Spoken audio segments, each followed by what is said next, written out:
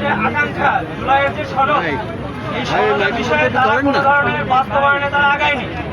আমরা তাদেরকে অনেকবারই চেষ্টা করেছিলাম এবং প্রধানমন্ত্রীর কাছে খোলা চিঠি পাঠিয়েছিলাম, কিন্তু তারা আমাদের কোনো খোলা চিঠির এখনো পর্যন্ত জবাব তারা আমাদেরকে দেয়নি।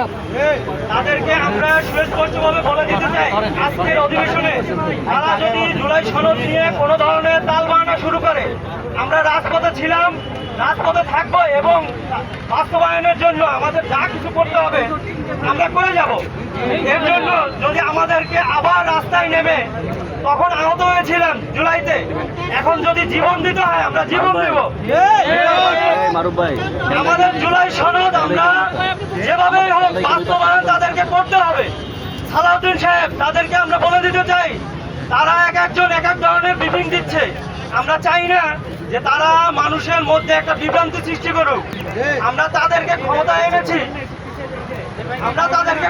এনেছি, তার মানে এই না যে তারা যা খুশি তাই করবে। জনগণের ম্যান্ডেট দিয়ে তারা কোনো ধরনের ছিনিমিনি করতে পারে না, তাদেরকে এই অধিকার দেওয়া হয়নি।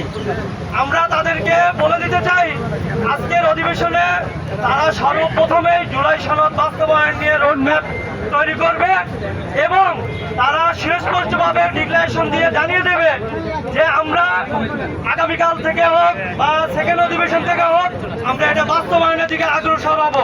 তারা যদি এই ধরনের কোনো কিছু না করে, তো আমরা আজকে মানববন্ধন থেকে শুরু করব।